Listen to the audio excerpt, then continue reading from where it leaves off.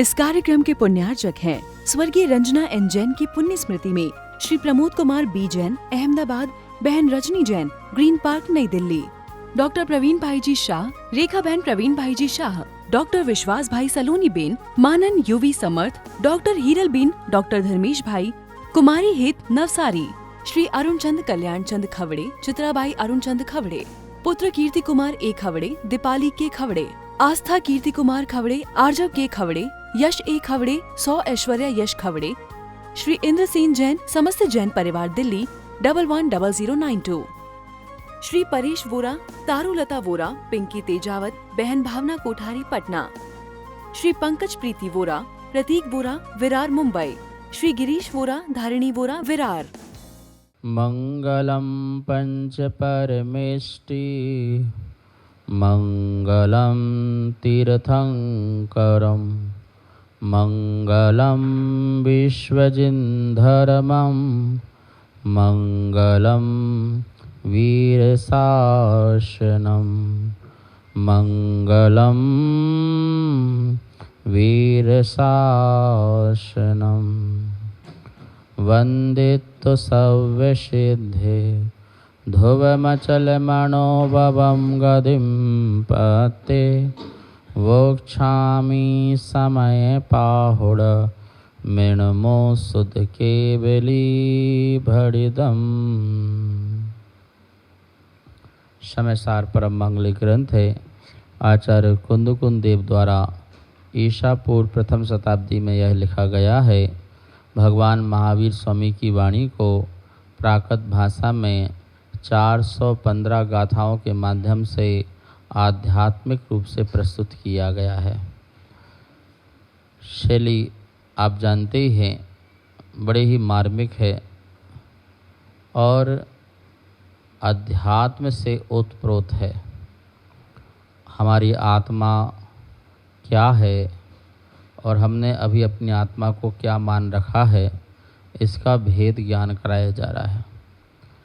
अनादि से हमने अपनी आत्मा को पर का कर्ता माना है या पर के द्वारा अपना परिणमन माना है। यह हमारी भूल रही, बहुत छोटी सी भूल है। और व्यक्ति वही है सही जो भूल को स्वीकार कर ले।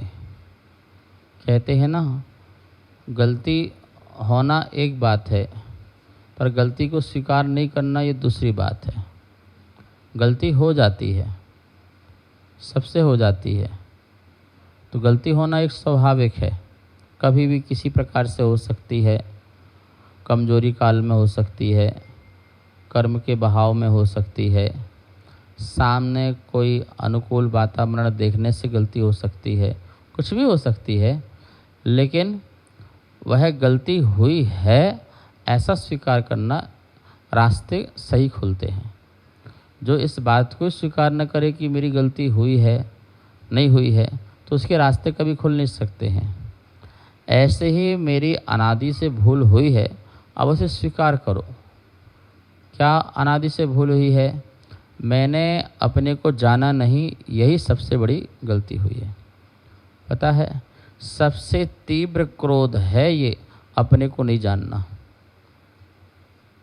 सबसे तीव्र लोभ है अपने को नहीं जानना। व्यक्ति बहुत तीव्र क्रोध में अपने से हट जाता है और बहुत तीव्र लोभ में अपने से हट जाता है। यदि किसी को बाह्य विषयों में अति लोभ होगा तो अपने प्रति लोभ नहीं होगा, और अति तीव्र क्रोध होगा तो अपने में नहीं होगा। जब व्यक्ति क्रोध करता है तो सामने वाला उसको शांत करने के लिए क्या कहता है? भाई साहब देखो, बहुत हो गया है, अब आपे में रहो, अपने में रहो। मतलब अब आप बाहर बहुत आ गए हो, अब अपने स्वभाव में चले जाओ, यही बोलते ना। तो उससे आपको शांति मिलेगी। जितना बाहर जाओगे उतनी अशांति मिलेगी। अनादि से यही भूल हुई है, हम अपने को पर में स्थापित करते रहे, अपने को पर में ढूंढते रहे। बाहर ही अपने को सजाते रहे, अंदर नहीं सजाया। माली से कहा पेड़ पौधे साफ सुथरे रहें, इस बात का ध्यान रखना, पेड़ पौधे हरे भरे रहें, इस बात का ध्यान रखना। ठीक है सेठ जी, मैं कुछ दिन बाद आऊँगा, मुझे ऐसे मिलना चाहिए। ठीक है। उस सुबह रोज़ उठता, कपड़ा लेता, पत्तों को साफ़ करता, फलों को साफ़ करता, झाड़ू पोंछा लगा देता। बस कुछ ही दिनों बाद वो क्या हो गए, मुरझा गए। ये तूने क्या किया मेरे बगीचे का? क्या किया? आपने कहा था पत्ते साफ रखना, धूल मिट्टी नहीं होना चाहिए, सब कुछ साफ सफाई होना चाहिए, हरे भरे रहें।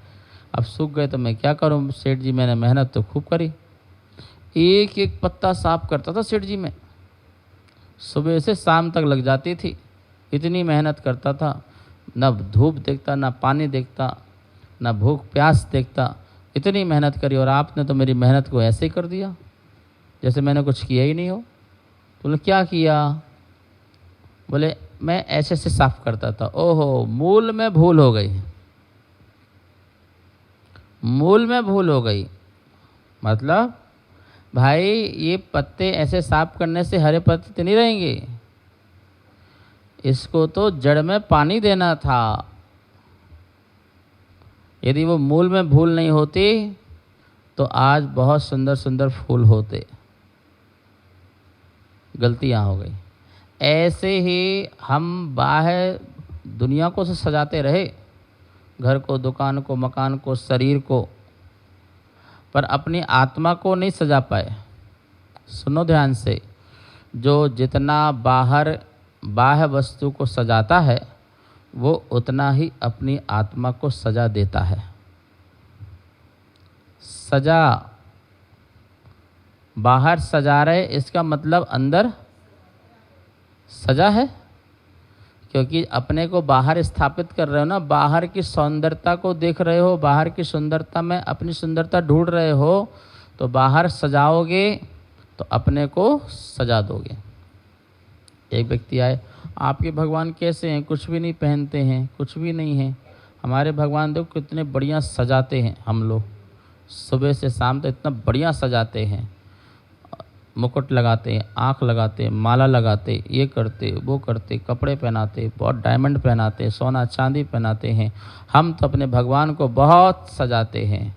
हमने कहा तुम भगवान को नहीं सजाते, भगवान को सजा देते हो। भगवान को सजा दे रहे हो, कहाँ उनकी वीतरागता पर आवरण डाल रहे हो, तो उनको सजा देना ही है, सजाना नहीं है, सजा देना ही है, और सजा ही दे रहे हैं। नहीं, वीतरागता, अंदर की वीतरागता, अंदर की जब वीतरागता आती है तो बाहर सौंदर्यता अपने आप आ जाती है।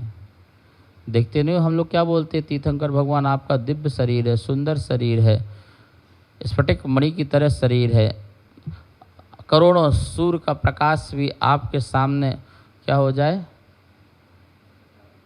बिल्कुल फीका हो जाए, शुष्क हो जाए, ऐसा आपका दिव्य प्रकाश है। तो वो प्रकाश कैसे आया? आत्मा की सुंदरता से बाह्य जगत की सुंदरता अपने आप हो जाती है।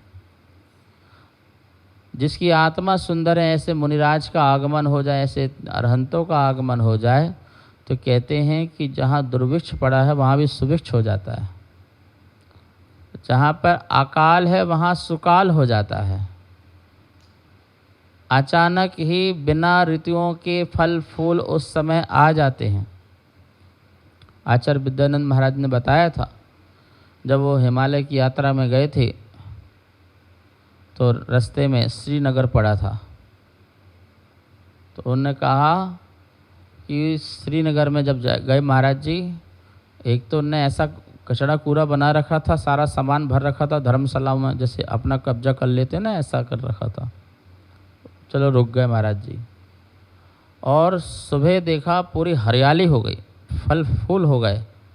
तो माली भागते हुए आया वहाँ मंदिर का, बोले ये सब पहली बार खिले हैं, अब तक खिले नहीं थे। तो कैसे हुआ? पुण्यात्मा जीव जाता है, उसकी सुंदरता आत्मा की बाहर दिखने लगती है, प्रगति में दिखने लगती है, लोगों के चेहरे में प्रसन्नता दिखने लगती है, क्रोध दूर हो जाते हैं, बैर भाव दूर हो जाते हैं। ये हमारी बात समझ में आ जाए तो हमारी अनादि की भूल दूर हो जाए। हम बाहर ट्रीटमेंट कर रहे हैं जबकि ट्रीटमेंट अंदर करना चाहिए। बरसात में पानी टपक रहा है छत से तो हमने उसका टेम्परेरी ट्रीटमेंट कर रखा है, बाल्टी रख दी, टप रख दिया, टप टप टप रखने दो, भर जाएगा तो उठा करके फेंक देंगे। ये तो टेम्परेरी कुछ समय का इलाज है, परमानेंट थोड़ी है। जहाँ से पानी आ रहा है उस आश्रय को रोको, वहीं से रोको, अंदर नहीं आना चाहिए। जहाँ से असुंदरता आ रही है उसे रोक दो, सुंदरता तुम्हारी बरकरार रहेगी, अंदर से घर खराब नहीं होगा। हम अंदर से घर खराब होने दे रहे हैं और परेशान हो रहे हैं। किसके कारण? पर को अपना मान बैठा, खुद को पहचाना नहीं, भूल है ये आपकी, आपको जाना नहीं। आपको जाने बगैर परमार्थ पद पाना नहीं, परमार्थ पद पा करके फिर संसार में आना नहीं। तुमको तो पता ही, हम क्या बताएं। परमार्थ पद पा करके संसार में आना नहीं।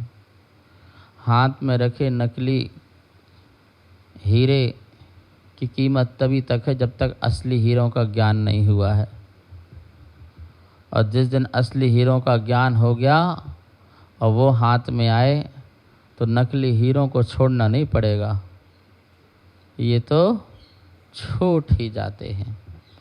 असली आत्मा का अनुभव हो जाए तो ये जो नकली क्रोध मान माया लोभ वाली आत्मा है, पर विभाव वाली आत्मा है, पर के निमित्त से उत्पन्न होने वाले विभाव वाली आत्मा है, ये सारी की सारी हमसे छूट सकती है। तो ये 101 नंबर की गाथा में ये क्लियर कर दिया कि जो कुछ भी बाह्य में परिणमन होता है उसमें मेरा कोई पर्याय निमित्त हो सकती है, लेकिन पर्याय निमित्त होते हुए भी मैं पर पदार्थ की पर्यायों का परिणमन का कर्ता नहीं हूँ। पर पदार्थ की पर्यायों का परिणमन का कर्ता मैं नहीं हूँ। उस पर्याय की परिणमन में मेरी परिणमन की पर्याय निमित्त हो सकती है। मेरे निमित्त से आपका ज्ञान का परिणमन हो रहा है, ऐसा मेरी ज्ञान की पर्याय का परिणमन का निमित्त तुम्हारे लिए हो सकता है, लेकिन उस तुम्हारे ज्ञान की परिणमन का कर्ता मैं नहीं हूँ, वो तुम स्वयं ही हो। तो इस बात को यहाँ पर बहुत सुंदर तरीके से कहा था। ना करेदी, ये याद रखो, आधा आत्मा नहीं करता है। पुग्गल दब्बम परिणामा, पौद्गलिक द्रव्य का परिणाम आत्मा उसका कर्ता नहीं होता है। ओहो, जो जान दी सो हवदी नानी, जो ऐसा जानता मात्र है, सुनो ध्यान से, जानने मात्र से ज्ञानी हो गए और अनुभव करोगे तो केवल ज्ञानी हो जाओगे। क्या बोले? जानने मात्र से ज्ञानी हो गए, केवल सिर्फ जाना मात्र है भाई कि ये बात तुमको सही है, मैं जगत का करता नहीं हूँ, धरता नहीं हूँ, ये बिल्कुल बात समझ में आ चुकी है, मैं ज्ञानी हो गया।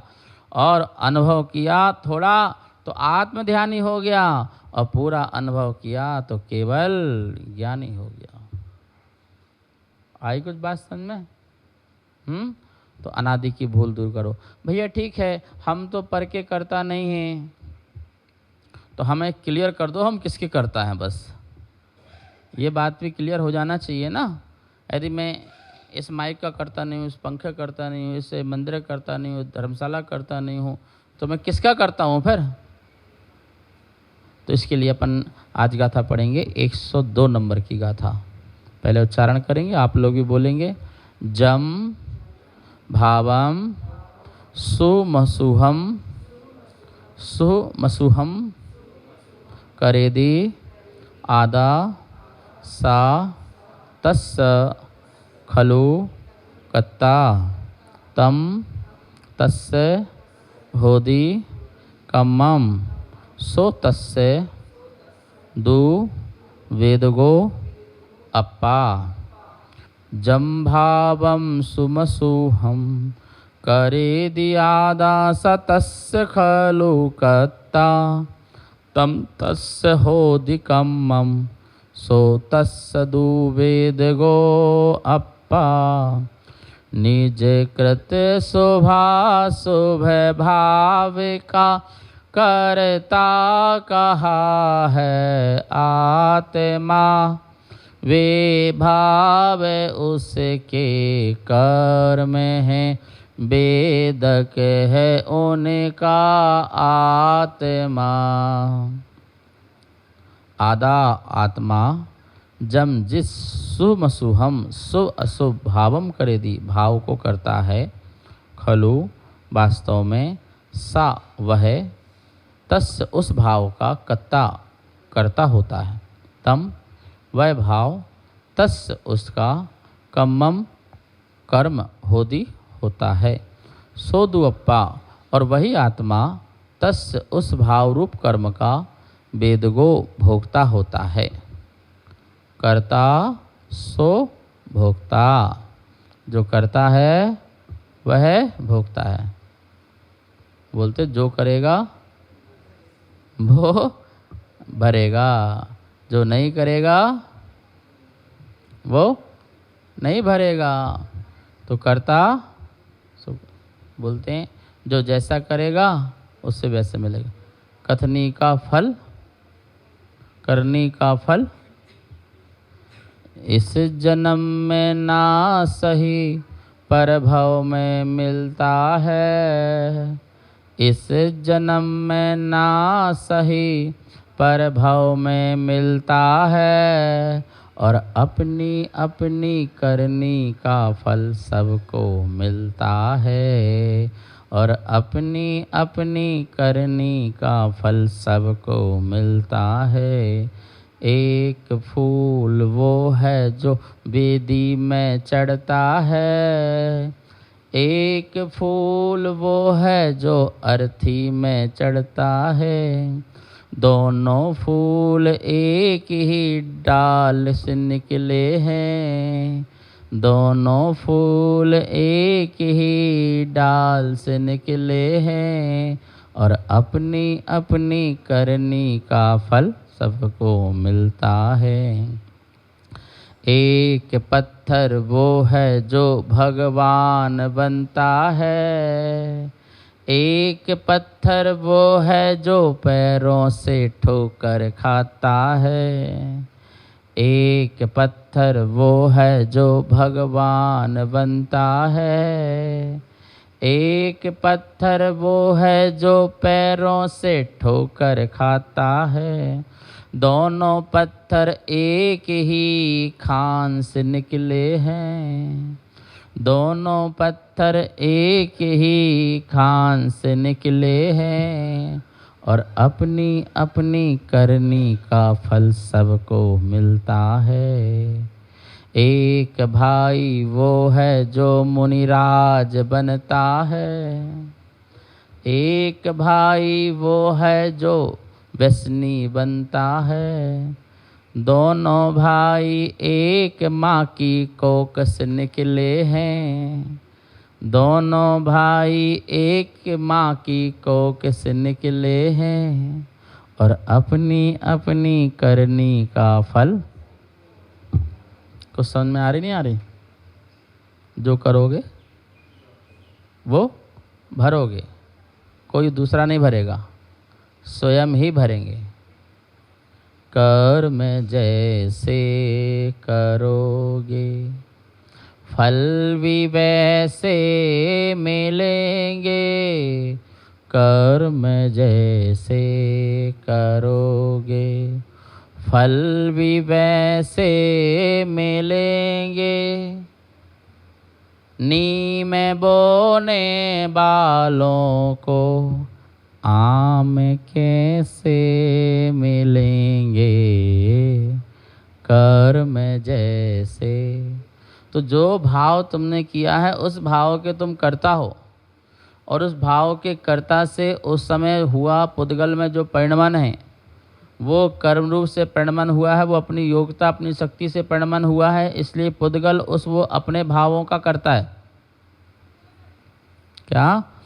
वो पुद्गल जो परिणमन हुआ है मेरे भावों को निमित्त पा करके, तो मैं अपने भावों का करता हूँ, पुद्गल के भावों का करता नहीं हूँ। तो पुद्गल के भावों करता तो पुद्गल ही होगा ना। शक्कर की मिठास का कर्ता कौन है? अजय, दूध में चीनी डालो तो दूध क्या हो जाएगा? तो दूध से मीठा है, शक्कर से मीठा है। दूध को, शक्कर को दूध में डाला तो दूध क्या हो गया? मीठा। तो दूध मीठा कहलाया। क्या कहलाया? तो बोलो, मीठा किससे हुआ? शक्कर से। तो शक्कर मीठी है कि दूध मीठा है? शक्कर मीठी है कि दूध मीठा है? तो शक्कर में ही है ना। शक्कर की मिठास दूध में नहीं चली गई। शक्कर की मिठास शक्कर में ही है, दूध में नहीं है भैया, दूध में नहीं है। दूध तो दूध में। तो दूध के भावों का, दूध के स्वादों का स्वाद दूध में है, और शक्कर के स्वाद, मीठा स्वाद शक्कर में है। पीते समय तुम्हें मीठा जो स्वाद आ रहा है वो दूध का नहीं है, ध्यान रखना। वो किसका आ रहा है? वो शक्कर का आ रहा है। और भूल यही हुई है कि दूध मीठा है। कहाँ भूल हुई है? भूल कहाँ हुई है? मम्मी दूध तो बहुत मीठा है। उस बेवकूफ को पता क्या कि दूध मीठा है कि शक्कर मीठी है। बस यही भेद ज्ञान की कला है कि जब मैंने ये जाना कि भाई दूध मीठा नहीं है, शक्कर मीठी है, और मैं शक्कर का स्वाद अलग और दूध का स्वाद अलग, दोनों का स्वाद अलग अलग लूँ तो ज्ञानी बन जाऊँ। कर्म का स्वाद लूँ और अपने आत्मा का स्वाद लूँ भिन्न भिन्न करके तो मैं ज्ञानी बन जाऊँ।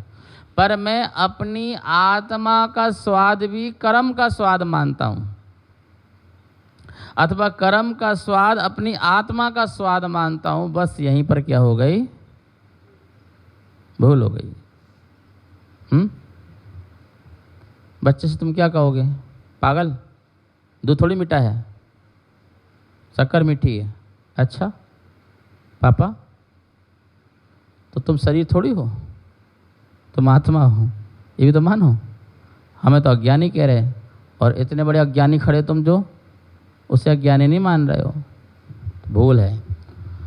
यदि आप क्रोध भाव करते हो, आप क्रोध भाव के करता हो, क्रोध भाव के करते समय क्रोध कर्म का बंध हुआ, आश्रय हुआ, तो उसके तुम करता नहीं हो।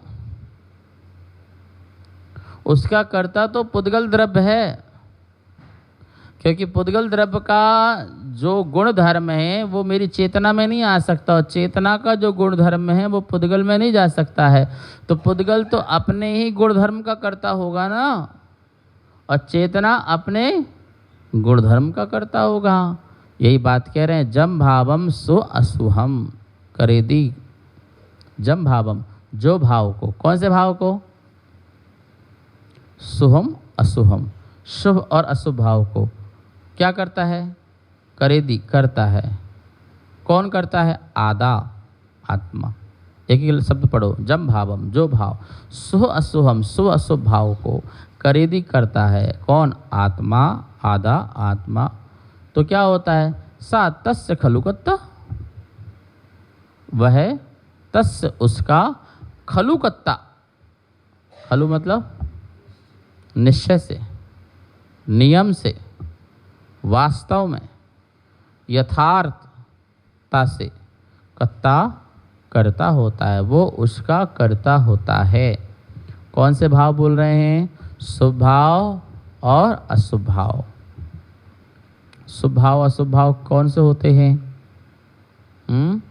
सच्चे देव शास्त्र गुरु पर लगा हुआ परिणाम शुभ कहलाता है, और इसके अलावा जो भी परिणाम हैं वो अशुभ कहलाते हैं। कथनचित दया दान के परिणाम भी शुभ कहलाते हैं। पर जीव पर दया करना, पर जीव पर करुणा करना, परोपकार करना, अनाथ असहाय व्यक्तियों की सहायता के जो परिणाम प्रकट होना, वो भी परिणाम कैसे हैं? शुभ परिणाम है, प्रशस्त परिणाम है। ठीक है। शुभ परिणाम भी दो प्रकार के होते हैं, एक सामान्य शुभ परिणाम और एक सातिशय शुभ परिणाम। सातिशय शुभ परिणाम तो देव शास्त्र गुरु में लगे हुए परिणाम सम्यक दर्शन सहित, सम्यक दर्शन सच्ची श्रद्धा से सहित देव शास्त्र गुरु में लगे परिणाम सातिशय शुभ परिणाम हैं। और ये सातिशय जो शुभ परिणाम हैं, ये नियम से मोक्ष मार्ग में कारण है, परंपरा से मोक्ष मार्ग के लिए है। लेकिन जो सामान्य परिणाम हैं, वो सामान्य परिणाम जो है संसार का फल देने वाले हैं, मोक्ष मार्ग में किसी प्रकार से कोई भी उपयोगी नहीं हो सकते। परोपकार करोगे तो परोपकार का फल मिल जाएगा, उपकार करोगे तो उपकार का फल मिल जाएगा, लेकिन मोक्ष नहीं मिलेगा। सातिशय शुभ परिणाम, सामान्य शुभ परिणाम। ठीक है, समझ में आ गया। और अशुभ परिणाम सारे हैं इनको छोड़ करके, परिवार, कुटुंब, जन, लोक, संसार, भौतिक पदार्थ, भौतिक शरीर, इन सब में जो कुछ भी परिणाम जा रहा है, जिसमें देव शास्त्र गुरु का अवलंबन नहीं है, वो सारे के सारे परिणाम कैसे हैं? धवला ग्रंथ में पूछा गया, मंदिर बनवाना भी तो अशुभ परिणाम है। बोले नहीं। बोले अशुभ कैसे हो सकते हैं? बोले आधार क्या है? बोले परमात्मा। तो परमात्मा के आधार से बनाया जा रहा है, इसलिए सारे परिणाम शुभ है। ईंट पत्थरों में दिमाग जाता तो अशुभ थे, लेकिन ईंट पत्थर में दिमाग नहीं जा रहा है। परमात्मा का जिन मंदिर बने, गुरु मंदिर बने, शास्त्र मंदिर बने, इस भाव से ये परिणाम जा रहा है, तो वो परिणाम शुभ परिणाम है। सातिशय जिन मंदिर बनवाना, जिन महिमा, जिन प्रभावना, ये सातिशय है। जिन महिमा पंच कल्याणकादि कराना, जिन मंदिर बनवाना, जिनेन भगवान के प्रभावना करना, लोगों तक वो पहुंचाना, धर्म पहुंचाना, ये सब सातिशय पुण्य के कार्य हैं, इसे करना चाहिए। इस कार्यक्रम के पुण्यार्चक थे स्वर्गीय रंजना एन जैन की पुण्य स्मृति में श्री प्रमोद कुमार बी जैन, अहमदाबाद, बहन रजनी जैन, ग्रीन पार्क, नई दिल्ली, डॉक्टर प्रवीण भाई जी शाह, रेखा बहन प्रवीण भाई जी शाह, डॉक्टर विश्वास भाई सलोनी बेन, मानन युवी समर्थ, डॉक्टर हीरल बेन, डॉक्टर धर्मेश भाई, कुमारी हित नवसारी, श्री अरुण चंद कल्याण चंद खवड़े, चित्राबाई अरुण चंद खवड़े, पुत्र कीर्ति कुमार ए खवड़े, दीपाली के खवड़े, आस्था कीर्ति कुमार खवड़े, आर्जव के खवड़े, यश ए खवड़े, 100 ऐश्वर्या यश खवड़े, श्री इंद्रसेन जैन, समस्त जैन परिवार, दिल्ली 110092, श्री परेश वोरा, तारुलता वोरा, पिंकी तेजावत, बहन भावना कोठारी, पटना, श्री पंकज प्रीति वोरा, प्रतीक वोरा, विरार, मुंबई, श्री गिरीश वोरा, धारिणी वोरा, विरार।